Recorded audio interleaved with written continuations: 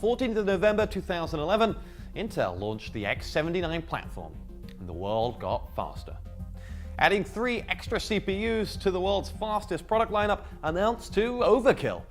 Major review sites like KitGuru have been busy generating definitive reviews on the subject.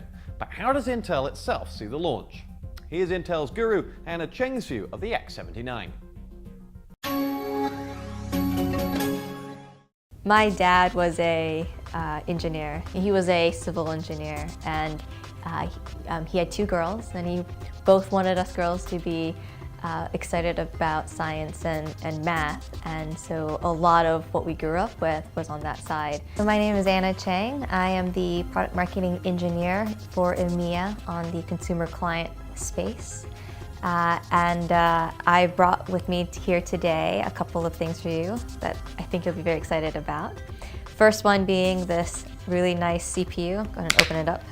This is the Extreme Edition part, the LGA 2011 Extreme Edition, the i7 3960. So you can see that, this the top area here is where you'll get the contact with the cooling solution. Usually it's a fan cooler, or you can also have liquid, and if you're really extreme, you'll use liquid nitrogen. Not a lot of people do that. And then you can take a look at the back here, and this is what the bottom of the processor looks like. This is where all the connectors match with the main board, with the motherboard of the system, and really connects to the rest of your computer. But all of the information, all the technology that powers your PC is in this little package here.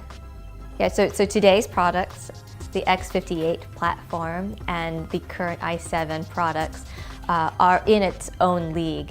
But we really understand that we have power users out there that continue to want more from us, and we really want to continue to provide that. So a lot of the power users out there, not only the gamers, but also enthusiasts in the media space, really want this type of technology and this type of performance.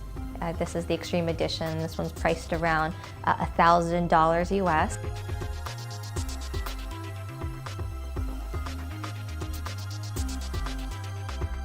In the past couple generations, the Intel desktop boards team have made leaps and bounds.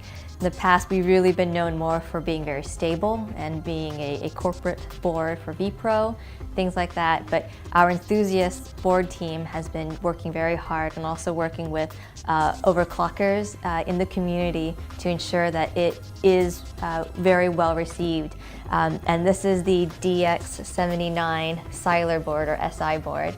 And that is it. It's a full ATX board. It is the most common board size out there, but it is pretty much really nice for having that extra expandability here for your graphics cards, sound cards, RAID cards, pretty much anything that a lot of the power users like to have available.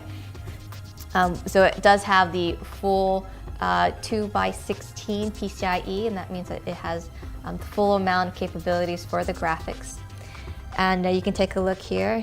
This is the socket for our CPU, for our i7.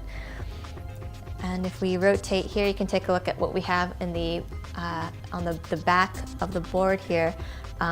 We have full surround sound and audio capabilities, USB as well as 3.0.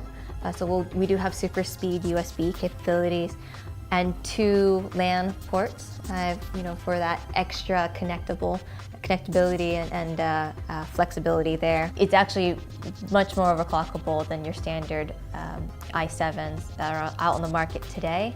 So you'll have some flexibility regarding, the voltages, the speeds, the clocks, and all that is available in the BIOS for overclocking.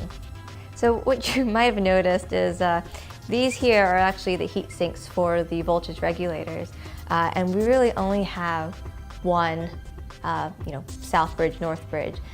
In the past, when the X58, it was still a 3-chip solution. Since we moved to the Sandy Bridge architecture, we actually now only have 2 chips. And if you look in the back, you can kind of see that we have a back plate for the CPU socket because of its size.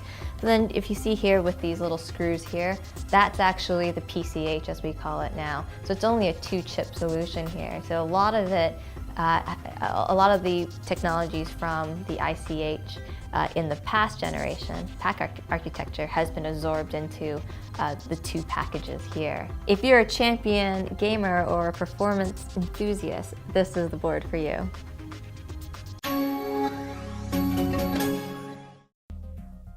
Fascinating stuff, and while gamers and overclockers will get a boost from X79, it's a must-have technology for anyone doing serious video processing. In the world of media, time is money, and with X79, you simply will get a lot more done.